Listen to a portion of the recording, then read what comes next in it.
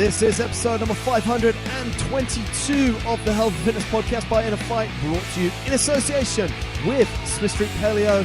Please hop over to smithstreetpaleo.com and check out all of the good paleo goodness over there that you can have delivered to your home or office if you hop on one of the meal plans or just knock up one of their lovely recipes.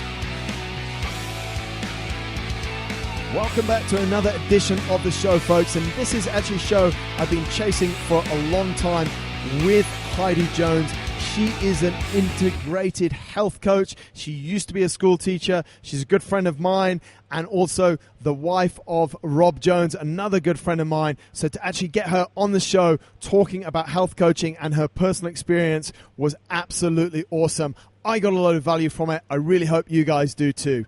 Enjoy the show. Welcome back to another edition of the show. Andre, I must be getting a little bit old, mate, because I'm sure that we've interviewed Heidi before. I know. I think just, seeing Heidi on her Insta stories and seeing her so much here in the gym, it feels like we've interviewed her a few times, but we have never actually had her officially on the show. Here she is, Heidi Jones. Welcome to the show. Thank you. Mate, I don't know why we haven't had you on before. We really should have done. You're a loyal follower of the podcast. You were just telling us before that actually Hannah listens to the podcast, your daughter. She does now. And she doesn't like some of our guest voices. No. Who in particular? I'm sorry, Sean, but... Sean Hurley, you're out. Hannah does not like your voice. I don't like your voice. But Dre, this is something super interesting, mate, because we've been seeing a massive increase. Heidi's obviously a health coach, and we've been seeing a massive increase. Now, mate, I want to start by asking you a question. When you think health coach, what do you think? I think someone who has a holistic approach to health and to helping people getting a better life, whereas a fitness coach is solely in one kind of domain, a nutrition coach in one other domain, and I see the health coach as a more 360 kind of picture, like helping clients from A to Z. It's more of a start to finish product. Mate, did you use Google? No? Yeah, I was going to go a little bit the same, mate. And Yeah. I don't know. I think you've just stolen the show. Mate, I was going to go a little bit the same, that as fitness coaches, we're very sort of full on in actually training people, whereas health coaches are taking... You used the word holistic, didn't you? I did. That's what I was going to... Heidi, talk us through it, mate. What actually, put us both right, what is a health coach? Well, what I do is literally help, like exactly what Andre said. I look at the big picture from a person's life. So look at their lifestyle as a whole, them as a whole, so their emotional, their mental, and their physical self. Yeah. And help them kind of tap into what needs more attention at the moment to help them move forward. So sometimes we can sway towards maybe what's we know or we think's easier. Yeah. Or we look on the sort of like we look from the outside rather than from the inside out. So it's helping them recognize actually, yep, you may need to go and lose weight. You may need to get a healthier, fitter lifestyle. But actually, if there's other stuff going on that's just constantly leading them off track or they're falling off the wagon and they just feel like they're having to start from scratch every month or every week, it's getting to the kind of the root causes of what that is and then helping them move forward. How on earth did you get into all of this? So, this is such a hard question. I was going to say this mess. Because anyway. So, it's Rob, isn't it? It's all right, Rob. then. Was Rob really that bad a husband? I got into it before we got married. That's disclaimer number one of this show. That's how you got married. That's how we got married. How I got life sorted and have a baby. So before, I would say pre the age of 28, I didn't lead the healthiest lifestyle. This is going to get better. I didn't do any kind of sport, really. I didn't look after my diet. Wow. Diet was, to lose weight. So eat minimal calories and save as much calories as I can for the weekend to go out to brunch. Oh, there we go. Then I literally was like, okay, I want to change. I want to feel better about myself. Yeah. Work was not going great. It was I was working my way up the ladder at work, but realised it wasn't where I wanted to go in life. Right. There was no real What were you doing? Drive, just as so a people teacher. know. Yeah, teaching, Design technology. which I love. In the workshop. Yeah. I was head of department, and I had all that, I could have moved forward. I was doing leadership course, etc. And then I realised I don't want to do that anymore. But then thought, I have no idea what I'm going to do with my life. Was this when you woke up from one of those brunches you spoke about? Or? Absolutely. After Really? a few of them, yeah. So there is actually a real reason to go to brunch, because then you wake up one day and you realise that maybe This is not the way forward. That's day one of the course, of the health course. yeah. Day one, go to brunch. Day two, I don't know. So what did you do, mate? You wake up. Okay, yeah. What happened? Yeah, so around about age 28-ish, I kind of looked at life and was like, right, I really need to make some changes. I felt really kind of rubbish inside, mentally and emotionally. Physically, I didn't really think about it that much, but I was like, right, I need to do something different. And I actually Googled coach for life, but I didn't want to have a life coach. There was something about it I was swaying against. What is that about life coaches? Like, I think they somehow kind of get a little bit of a bad rap, isn't it? It's which like they don't need to. Now I know more about it. Oh, really? But So you start to defend them? Yeah, at the time it was like I didn't think I needed a life coach. I suppose I didn't really know what it was as such. I'd never had a coach before in my life. I didn't really know what coaching was. But you knew that you needed help. Yes, and I didn't need to go maybe to a therapist. I didn't want to go to the doctor. It was just something. I needed a bit of guidance. Yeah. So health coach come up on Google, and I think there was only one in Dubai at the time. Wow. And I went and saw this health coach, sat in front of her, and I was just like, she is the healthiest woman I think I've ever seen in my life. I want to be like her. Wow. And from there, that was when I went through a program with her. Life changed. She made me question lots of my choices for the first time I'd really done. Yeah. And that's when I was like, okay, there's more I want to do. And now I know kind of how to get started. I'm going to go and do it. And she helped me with certain stuff, like little things. Talk us through that first process. Yeah. Because I actually genuinely didn't realise that this is how you got into it. Okay. And I think it's quite cool because you are now you've been through the process yourself. And I think that's one of the most difficult things for us, mate, is that we actually haven't been 150 kilos. And we're good at telling people how to eat, how to train and stuff. But you, Heidi, have been through... I didn't weigh 150 kilos, but... But you've actually been through it, mate. So talk us through how, like, what was it like?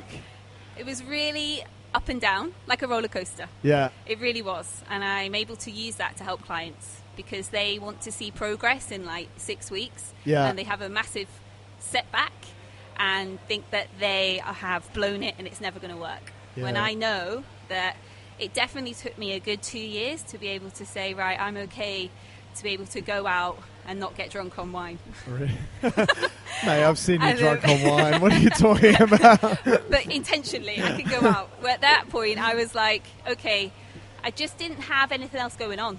Really? And so that's kind of what made me feel good. So this lady took you through the process, asked you a load of questions, load of self-reflection. What was it like in those early stages, mate? There was lots of tears.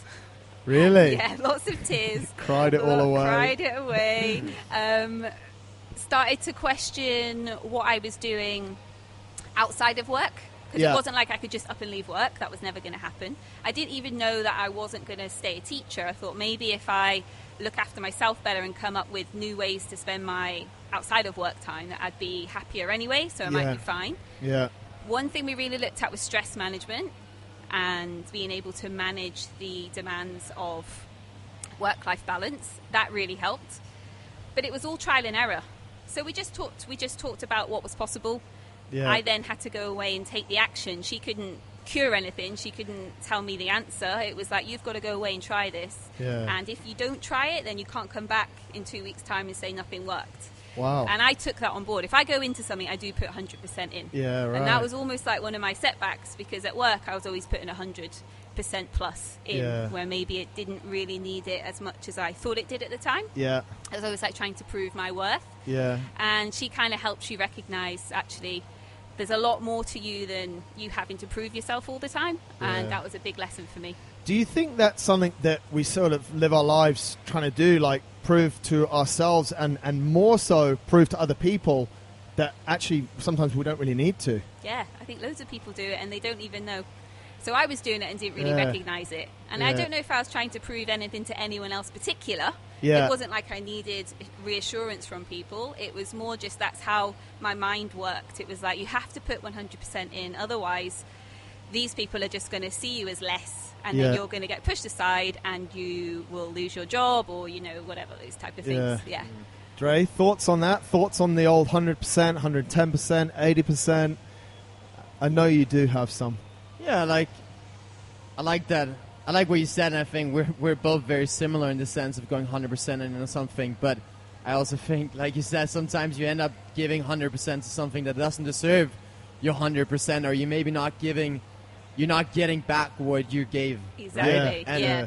And so that can end up eating you up, because Exactly. if you never get, whatever the high five or the satisfaction you need Yeah. for constantly doing hard work, then in the end of the day, like, it's not going to be worth it, because you'll Yeah. burn out and you'll be unhappy. And I think a lot of people get into that stage, like they keep going in until they're burned out, and then when they're burned out, they also don't know what to do, Yeah. because they've given most of their life to one thing, and then they realize they're maybe just replaceable, or it actually didn't make a difference in the end.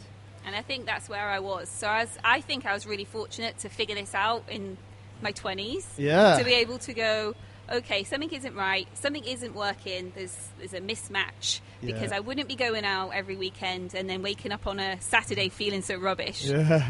When I work really hard in the week, do what I need to do, I'm helping all these children and staff, because I was helping those as well, and I was just like, but why do I not feel good myself? Can I just jump in with one question there? You were happy in your work? Yeah. Like, Yeah. genuinely, you were all good with it? Yeah. Which I is was okay. which makes it probably even more crazy, the whole thing. Yeah. So wild. Carry on. Okay, so a few shifts did change at work, and I was starting to get frustrated a little bit with how processes were in place and the ladder of leadership, and I kind of looked above, and I was just thinking, it's more about looking for role models.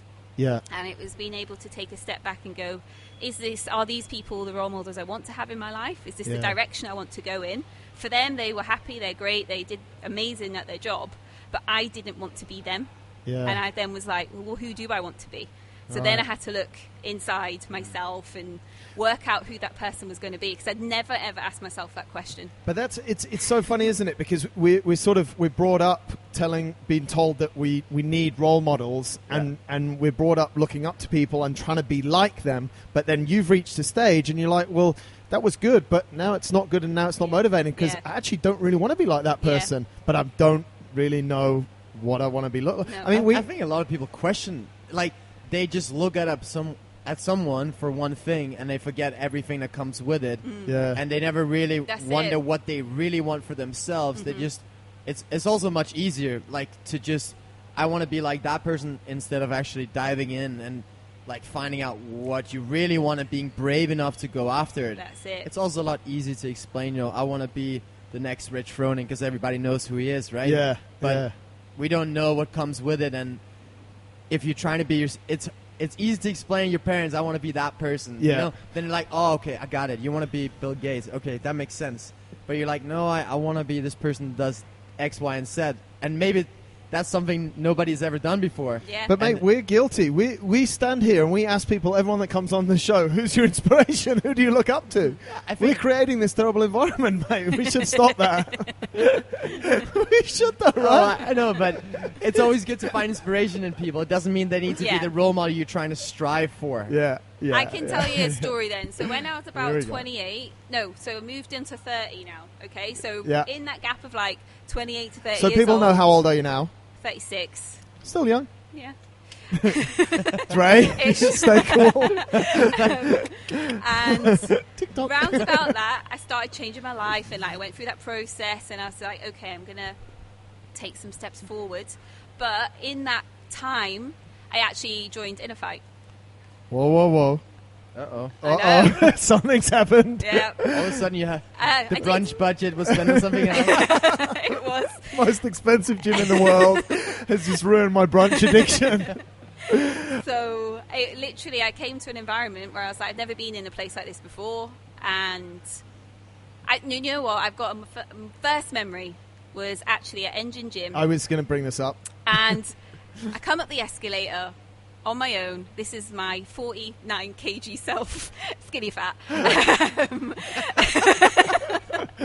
And walked up the stairs, they had the escalator, didn't they? Yeah, in the they gym, had which an is weird, but escalator they did. and an elevator in the gym. It was perfect. And, I don't know if it was you, but I know there was Matt Jones and there was someone else on rowers Yeah. with their tops off, going insane. I think Holly and some other women were around shouting and screaming, and I was like, oh my goodness. Went back down the escalator and went, Rob, you've got to come up the stairs and see these people. Like, they are, if you want to get fit, this is where you want to go. And we come up and watched and we're like, right, how do we get involved in that? Yeah. It's just something we've never seen before. Yeah. So it was quite exciting. So we've got a couple of different things here. You're happy in work, but there's missing something. The environment that you had here. Let's continue a little bit on the journey of you being coached, mate, and then we'll jump more into like you coaching others. Because as I say, I think this is a phenomenal story that you've actually been the coached person, and now you're not only using what you've learned, but you're using learned technically and through books, but you're using your life experience with people. So continue with us on that journey from the teacher. And okay. So when I was still teaching, I had the coaching experience. It took me, I think I did about 6 months with this lady, roughly 6 months. It went into the summer holidays as well, so I took it home with me.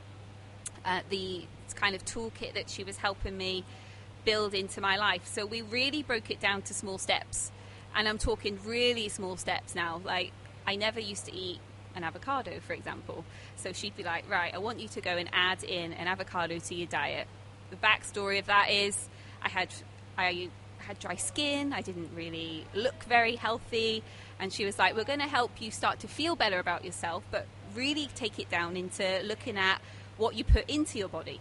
Yeah. And rather than just layering on the makeup and putting on nice clothes, she's like, why don't you do it from within and see what happens? And I was like, okay, I'll see what happens. And honestly, I saw such good results in that space of time that my mindset just changed completely. I questioned everything. Yeah. Really? Yeah.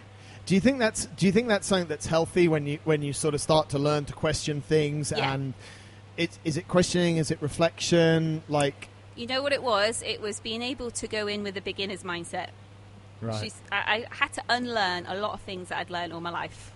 Beginner's mindset, Dre. Love that. That's Love actually that. the first thing it's the first time I've ever heard that. I'm like writing it in the notes straight away. That's what mindset, So talk to us about that. That must be something you use with your clients. You wouldn't have just dropped it in so casually like that, would you? It's I like, do talk about it. what does it mean then? Let's have it. For me, so this is going on life experience, how I did it. Yeah. I looked at things, recognized I'd learnt a certain way to live, whether that was from when I was younger, from when I was at school, to friends, to being at university, to moving to Dubai. So I learned all these ways to live, just kind of sailed through. I didn't stop and reflect and make much choice. It was just like, well, this is happening, I'll just go with the flow. Yeah. So when this health coach was asking me questions, a lot of the time I couldn't answer them because I'd never really thought about certain things before. Yeah. So like, for example, she's like, what do you eat for lunch? And I'll tell her like salads and whatever was in there, and she's like, well, what's the reason for that? And I was like, because I'm eat, hungry. Wow. That's what you eat. And she's like, well, no, that's not enough. You're like, because I was basically undernourished, like I wasn't nourishing my body at all. So it had lots of knock-on effects. So that knocked on with the stress. I didn't have much sleep because I was out. I did like partying, so I didn't sleep much, and I didn't exercise, and So she was She asked lots of little questions that made me question why I was doing certain things, and I was like, I'd never thought about it before. And just having that opportunity to think about it and to then work out where it had come from. I was having lunches based on what I knew about Weight Watchers.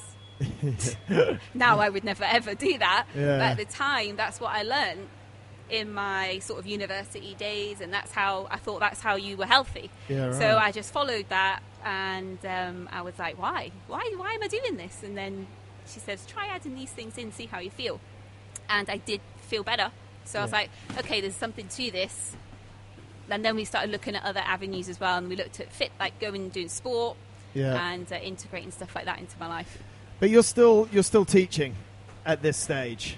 Yeah, still teaching at this stage. So what was the point where, and I'm sure we could do just a whole show about sort of your transformation, and I know we're skipping bits, but what was the point where you just sort of went, I want to be her? Or did you go, I want to be her? Have you become her? And how was your transition from teaching to health coaching? Yeah, so I decided after I finished the program with her, she actually moved to America, so that it kind of. I was going to ask if she was here. No. Oh. Yeah, so she moved to America. She was American anyway. Moved back, and she didn't carry on coaching at that time because she was doing other things. And so I was like, well, what can I do? I'll do a course in health coaching. Because I love to learn anyway. I'm that type of person. And she was the only one in Google that was doing it in Dubai? Yeah, the only one that I knew of. Business acumen was there? Yeah. Yeah. And I was kind of like, right, instead of going and seeking support of other people, how about you learn to do it yourself?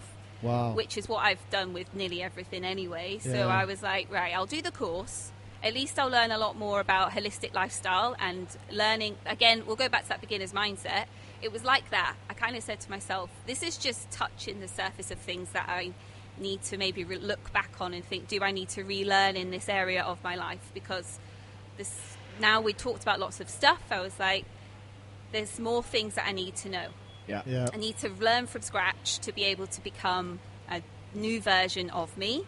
So I thought the course would be good because it's like learning a new way to live. Because I'd never heard about all this holistic living before. Right. I wasn't someone who did meditation or yoga or, have green juices and stuff like that. It was all brand new.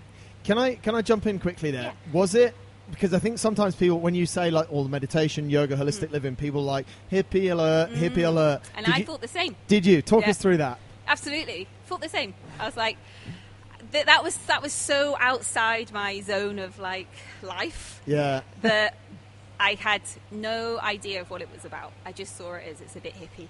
Really? Yeah. But you're okay with it? I'm okay with it now. Were you then? Then, I think because I had that small experience with that coach, that she opened my mind that, you know what, just because what you know has worked so far, obviously lots of it didn't work. Yeah. So maybe it is time to take a look at how other people live, and perhaps that's going to work better for you. Had that, again, beginner's mindset, open mindset to being really just willing to try anything. I was at that stage where I was willing to try anything to see if something was better than what I was doing already. How do you convince your clients to be more open-minded with those kind of things? Because I know for us, like, people who come to InnerFight, for us it's a huge challenge to try to explain someone that also, like green juices and meditation and maybe you should also do yoga once in a while. Like, what? Yes. Yeah. Show no weakness. Yeah. Like, no, dude, you're good. Like, green juice is still pretty no weakness. Yeah. Exactly. So, for me, as a coach, I encourage people to really focus on the small steps in their life, but then in the sessions, get them to reflect on what has gone well. Right. What are the changes that they've experienced from making these small steps? So if they're starting to make these small steps and see progress, then you're more likely to be able to help them be open to maybe something new. Yeah. Yeah. Okay, that's a super good trick. That's what I do. So what's step number 1? Depends what the person's goal is. It's too hard. I want to talk a little bit about, I think we've spoken about the word or mentioned the word reflection like 25 times. Yeah. And I think the last time you sort of said reflect on what's gone well. Yeah. Now, how do we get, because how can I phrase this? How do we go from positive reflection, negative reflection, like what went well, and how do we address with people what went bad, knowing that a lot of people that might be coming to you, like when you went to this lady, you're looking for something, you weren't in a state of depression, but you're not on top of the world. Yeah. Something was missing. Yeah. But isn't it sometimes we have to identify the negative things and know what they are? How do we get round that? I always use the phrase even better if. So I say, this is gold. Hang on, we need to write Hang this on, down. no, just writing it on my typewriter. Even. So I just say, what went well? Give me a couple of what went well this week. And we always start with positives. Right. Because that's like, you want to have a positive mindset in the session. Yeah. Not everyone has something that they feel went well. Yeah. And they want to start with a negative. But I always try and rephrase and say, well, even better if, even if they're full of positives, I ask them even better if, because there's always something we can be doing to keep moving forward. How do we deal with these negative things, though? How do we deal with negative reflections in a positive way? That's what I'm trying to get to. Yeah, breaking it down and working out how to move forward from it. So if it's something that's a challenge that they continuously seem to find themselves having, I would look at their stories they're telling themselves. And by stories, I can mean limiting beliefs or excuses. And we discuss a lot more about that. So we go into detail with their excuses and where they're coming from. Did you ever get like offended or aggressive? Like, that's not an excuse. You're like, yeah, it is. No, it's not. Like, how do you get around that? Like, you must have some confrontations that are like quite uncomfortable. Yeah, it's really, you have to have coached someone for a little while to be able to be more confrontational with them. So it's, again, I'm a health coach, so I do things gradually. Yeah. So I take a very kind start, to make a very kind start with that person, and we build trust. And because I think without that trust, if I ask a question like that, they will take it offensively. But because they trust me and they know that I'm only there to help them, and that the conversation is not going to go anywhere bar between me and them, and that anything that I ask them is about helping them move forward, that if they say, if they get defensive, I'm able to stop and say, do you remember why you're here? You're here because I'm going to make you feel uncomfortable, because that's what we made that agreement at the start. And now it's time to get to that place where it is going to make you get squirmy in your chair and not want to talk. But now's the time, because you're making the same mistake over and over again. And just it's almost like putting a mirror up and saying, you've told me this story 3 times. And it's bullshit still. And I need you to now... I need you to now You don't say it like that, though, eh? I would. But, mate, you said something there at the start. Like, you said something about the start. Is there a speech that you'll give people at the start that will manage expectations? Yeah. And, it's like when people come in here, we're like, this is going to be super hard. Yeah. You're going to have to make different choices from what you made before for food. You're going to have to push super hard on the workout. You're going to feel your heart exploding. It's not really. Mm-hmm. What's your first conversation? I actually have a commitment page. Right. And it has all the expectations on it. So it will say, you turn up to your coaching sessions, and I list exactly what they're what is required of them to be able to be coached. Right. And I put stuff in like, you must turn up on time, you need to make sure that you're doing the work in between sessions. But then I also put things in like, you need to be open to difficult conversations. You need to be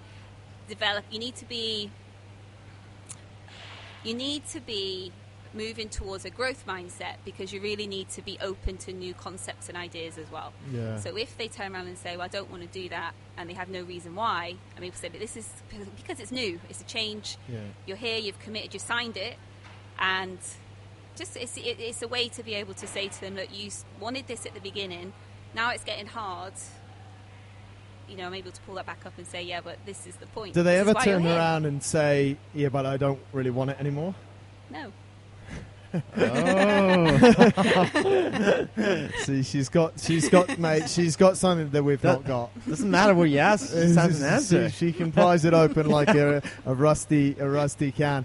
But is it that people, like, why don't you come to that? Is it because you go very slowly and ask, like, why do you think you don't have that situation where people just... I mean, I think it is about building the relationship with the person and really getting them to trust the process, trust me and the process, and have an open dialogue with them whenever they want it, if they need it. Yeah. And they always do make progress. Even though it might be small, they feel different. Yeah. And I think that's what it is. Because they feel different, they're like, well, there is something to this. I need to keep moving forward. Yeah. And I always get people to sign up for 3 or 6 months. And some people I'll say, you have to sign up for at least 6 months, because you're not going to see a difference in 1 or 2 months. You need to be in it for the long haul. Yeah. And also I make it very clear that it's a lifelong journey, and that what I teach them or what we put together like toolkit for them, it's just a start. They have to keep going. I think that's not dissimilar to what we're doing here when you get someone in 120 kilos and you're like, you need 25 PT sessions. Yeah. And they're like, no, I want to take 5. And we're like, well, it's not really going to help you, so you need that time. Talk to us a little bit about that process for someone. So someone was in your shoes, happy at work, but woke up hungover all the time after brunches on the weekend, great place to start, and makes contact with you. What are the steps, mate? If people are thinking like, yeah, this maybe is something that I want, what are the steps that someone would go through? First, it's just to reach out. Yep. They can look at my Instagram. I try and put as much on there as possible to show them what I'm about, so they know my face and they can see what I talk about. They get the vibe that they like me. Because I think that's a really important part. You have to have a coach that you're going to like. Yeah. Not everyone is going to be drawn to how I coach. So they need to maybe just suss me out a little bit first. Yeah. Then go on my website. And then I'll put links to all of this in the show notes. If you're listening, go to the show notes and you can get all of Heidi's contact details. Yeah. And then I ask them to fill out a questionnaire. Right. And then from that questionnaire, I'm able to see where they're at in their life and the goals that they have for moving forward. And it's not always goals, it's changes that they want to make. Right. And from there, we do a phone call, like an initial call, talk through it, and then I work out if I'm the right coach for them or not. And if I'm not, I will tell them and say, I think you need to see somebody else. What would make you think that you're not the right coach for someone? I like this one. I had someone last week who actually, we had a bow team call. Yeah. She was lovely. She had nutritional challenges, issues. And for me, where I'm going with my coaching, I'm not a nutritionist. Yeah. And I don't prescribe diet plans. I don't do I know so much about nutrition because I've done nutrition course, but it's not kind of where I've delved all my skills into. I'm more about the mindset and emotional well-being of a person. So I recommended her to somebody else. That's cool. Yeah, because I knew exactly the thing that she'd been through. I'd actually been through myself. Wow. With like some gut issues that I'd had. That was part of my journey as well. Yeah. But because I'd been through it, I knew that she needed a bit more than what I could give her. Yeah. So just passed her on. So what would you say is your sort of ideal client? Like, what are you really looking for? Let's see how many we can get for you from this show. Use promo code Marcus. Give me 500 dirhams. There we go. And you get this. What's your real specialty? You said emotional. Talk us through your specialty. Okay, my specialty, I feel, with the programs that I've created in the past year and a half, 2 years, is people who are at a place that they've achieved a lot, but they're at the point where they're like, I know I can do more. Perhaps they're in turmoil of which direction to go next. Yeah. Maybe they've overloaded themselves because they're high achievers and they don't know when to stop. And they just know that there's more to their life, that there's more that they can give, there's more that they can do for themselves, whether that is in their health and fitness, their career, or just kind of working out a lifestyle that works for them. Right. That's the type of person. So they're already been through a part of a journey. Maybe they're at a point, they're just at a sticking point. So it's super similar to where you were at. Yeah. That makes a lot of sense. Yeah. Dre, you've got something on your mind. I can tell when this guy's thinking. Just if you're watching the video version, you look at his eyes, he's got something coming. Yeah, I'm just reflecting upon what you just said, and because talking about it, we a lot of those people actually come here. Yeah. Like, we have a lot of those exact people. What are the common or tendencies that these people, like, what are the other kind of, how do we fix their problems? A little bit like they want to achieve more and they're overachievers. Like, what are the tools that you typically give them, or what kind of areas do you see as generally speaking being the flaws in their life? Is it like their mindset? Do they need to meditate more? Is it the nutrition? They don't have the right nutrients? Do they not work out enough? Do they work out too much? A big trait is they're hard on themselves. Okay. So they feel a lot of guilt, they push themselves too hard, and they don't have that time to stop and reflect. Again, it's about maybe looking at themselves in 5 or 10 years ahead and thinking about where they want to be there. Yeah. So I feel like when they join a program, it's having the time to stop and to just let their mind slow down a little bit. Ask the question. I will ask the questions that they won't give themselves time to ask in their own personal life because they've got so much going on. Yeah. You know, they're working super hard. They're not getting home till late. Or perhaps they've just gotten themselves into a cycle where it's just they literally have no sleep. And obviously you guys know that when they have no space in your life just to be, you just become overwhelmed. Yeah.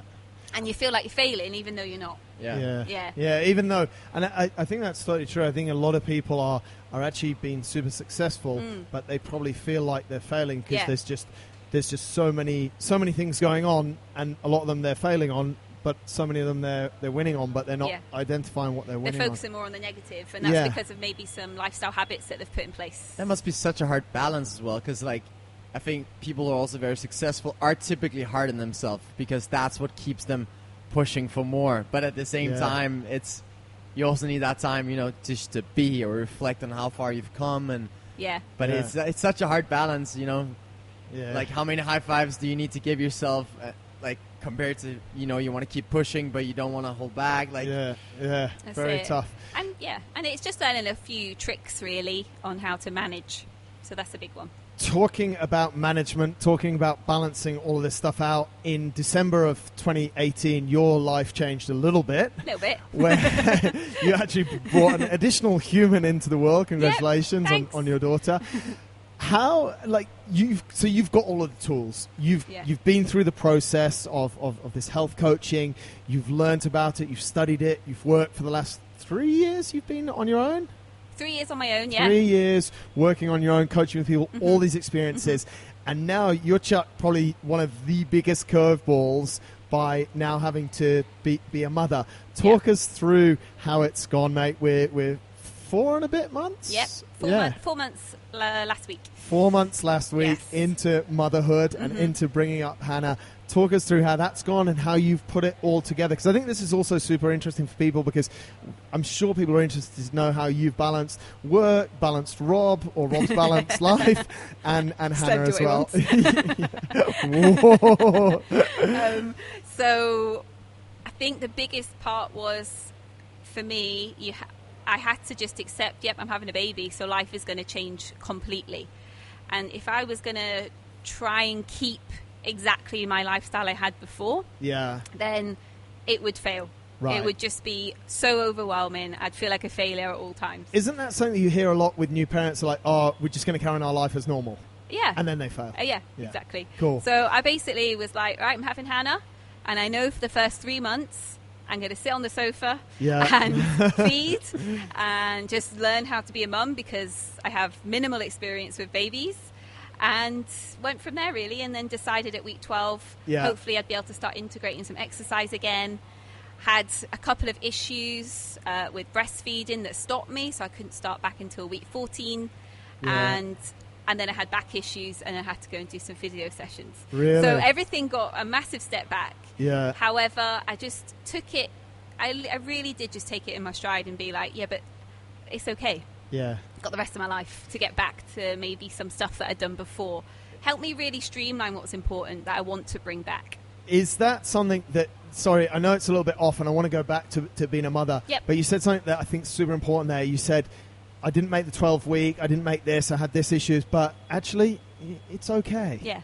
Like, is that something that we probably, again, I think there's something that's come through the whole show, like, sometimes we're a bit hard on ourselves and we're not just going like, actually it's okay, like I can't do it at 12 weeks, I'm doing it at 13 weeks. Like, is that cool? Is that something that you see coming up a lot with people these days? Yeah, I think it's a massive, like, people get really frustrated with themselves. Yeah. And they beat themselves up and they'll probably completely fall off the wagon. Yeah. And then it'll take them another month to get back on it. Whereas just being able to accept it for what it was helped me then be able to just think, right, well, what can I do instead?